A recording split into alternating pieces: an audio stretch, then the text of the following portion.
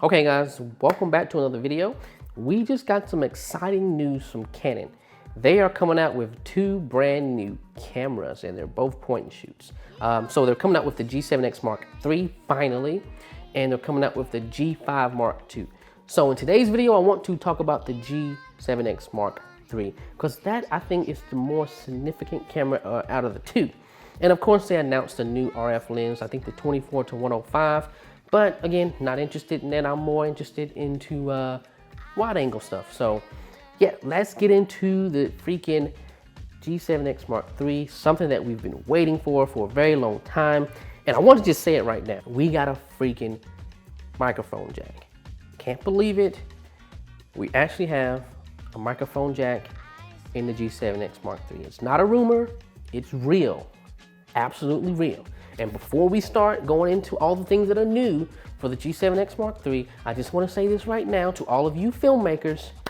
Don't complain that it doesn't have a place to put the microphone, because you would have complained about the location of the freaking microphone jack, or I mean not jack, but the freaking position of the microphone. So I think it was kind of smart that Canon didn't give you a place to put the microphone, because I think they've seen from all of the hate of the A6400, when they give you something you want, you find something to complain about. So no, there's no place to mount the microphone jack, but it's an easy $5 to $20 fix. Why would you want Canon to redesign their entire freaking point and shoot, and it costs you more money because of all the R&D, and then it would cost us up north of $900 for this camera? Why would you want them to do that? No, keep the camera the same, keep the price where you've always kept it at $750, because that is what this brand new camera is going for. $750, man. I can't believe it. And they're giving you more features. They're giving you the same exact features of the RX100 Mark VI. Think about that. And we're gonna get into that in a minute. And the only drawback to this camera, which in my opinion is not a drawback, is the fact that it still doesn't have dual pixel autofocus. And we'll get into why I don't think you really need dual pixel autofocus or phase detection. And in my opinion, that might just be a little overkill for a freaking vlogging camera. But let's go through what's new on this thing. So, G7X Mark III, what's new? First off, they're bringing a brand new sensor. This is a 20.1 megapixel stacked 1-inch sensor, and if I'm not mistaken, this might be a Sony sensor. I'm not 100% sure. There's not enough out right now to kind of go on of every single thing that they have going here, because it doesn't come out until August 2nd, but you can pre-order right now. Okay, along with that new sensor, they're bringing you the Digic 8 processor. Now in the previous model, that was the Digic 7, and now they're giving you the Digic 8. Could they have put dual pixel autofocus in it? Yeah, they definitely could have put dual pixel autofocus, but I guess they're trying to save some of their other lineups like the M50 and things like that, and the RXRP, I mean the EOS R RP and things like that. I guess they don't want it to compete with that, because I can definitely see the A6400 competing with the A7 III for people's money. I mean, yeah, I mean, they're similar cameras, and it's not that different to justify buying a $2,000 camera versus a $1,200 camera with a kit lens. But okay, anyway, this is about the G7X Mark III. So along with that brand new sensor and the Digic 8 processor, we are finally getting 4K. And guess what? No crop. Absolutely no crop in 4K. I think we're getting up to 4K 30 frames per second, no 60 frames per second, which is a point and shoot. It's not that big of a deal. We're finally getting 1080p at 120 frames per second. So again, like I said, you're basically getting a better camera for cheaper when it comes to comparing the RX100 Mark VI to the G7X Mark III. And of course, I think it's a little unfair advantage for Canon, because they had the opportunity to watch Sony come out with their point and shoot lineups. But yeah, man, this is exciting. 4K 30 frames per second, up to 30 frames per second. Oh, guess what? No crop, absolutely no crop. 1080p at 120 frames per second, up to 120 frames per second. That's all we've ever been asking for from Canon, and they've actually fulfilled our wish list. Microphone jack. I think I've already said microphone jack. Guys, if I haven't said it, and I know I've said it, and I've said this for a month since I've had the EOS R, Canon is going straight for content creators, okay? If this doesn't scream content creators that Canon is focusing on the content creator, I don't know what else can do it for you. I really don't know. This camera, I think, in my opinion, gives us an idea of what Canon holds for the future. 4K no crop would be amazing. 1080p at 120 frames per second. I think that is all coming because we all know Canon does not give you features like this in a smaller, cheaper camera, and they're not going to give it to you in the upcoming new cameras.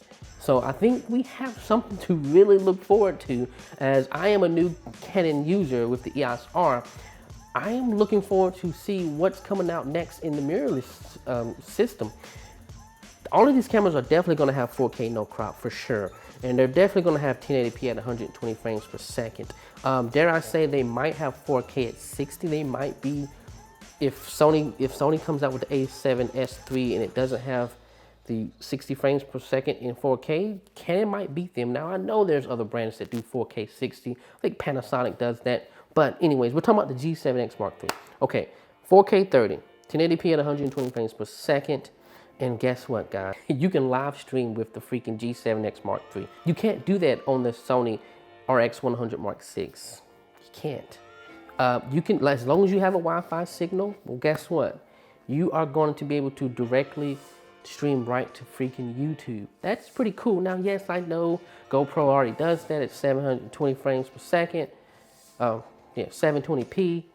Yeah, I get all that. But Sony's not doing that yet in their RX100 lineup, and it costs $1,200.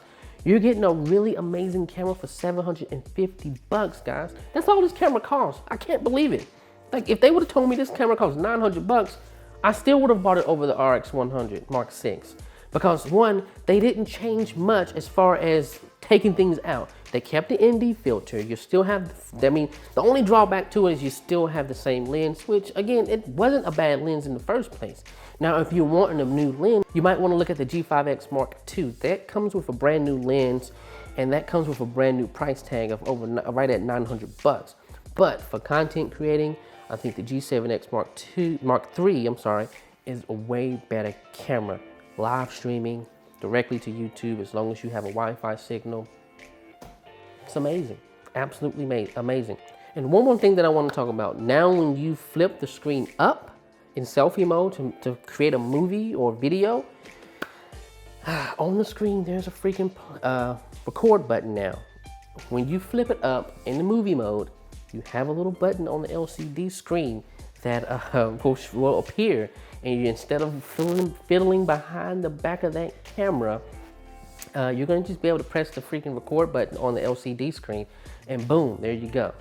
So guys, this camera, I think, is something that we've been waiting on for a very, very long time, and we're finally getting something that, in my opinion, we can be excited about for Canon. Now, I want to talk about why I think that this camera doesn't need dual pixel autofocus, and why I think phase detection and dual pixel autofocus is a little overkill. So when you are looking at YouTubers and vlogging and things like that, and first off, no, let's start like this. Every time someone does a test with dual pixel and versus phase detection, they do all these crazy things, right? They're jumping around, moving their head like this and going in and out of frame. Do you do that on a vlogging camera? No, you don't. Most of the time you're at a fixed position. When you're walking, you're at a fixed position. So your head, your face, I should say, is the primary focus of the camera. There is nothing really competing with your face. Your face is always the closest thing to the camera. So is dual pixel necessary for a vlogging camera? I don't think so. Is phase detection necessary for a vlogging camera? No, I honestly, I don't think so. If you're using the camera for the purposes of how normal people use the camera. Now, of course, if you're moving around screen like this and you're going in and out of frame and you're going down here and coming up here, then okay, yes, we understand that contrast detection might not be the thing that you need. You might need to go to an RX100 or honestly a bigger camera. I would suggest the A6400 if that's the style of videos that you're shooting. But for a vlogging camera that is strictly focused on your face, contrast detection does perfectly fine. We've seen that in the G7X Mark II. When it's focused on your face, it doesn't focus hunt. When you're close enough to the camera, in most situations like you will be, contrast detection works just fine. I would much rather take contrast detection over a higher price because I think the $750 is the sweet spot when it comes to point and shoot cameras. $1,200 is a little too steep. You're getting into the mirrorless game a little bit. You can get a used mirrorless camera. And I think the $750 for everything that you're getting in this camera, it's simply amazing. Guys, tell me what you think. Are you gonna buy it? I don't think I'm gonna buy it right now because just a little sneak peek.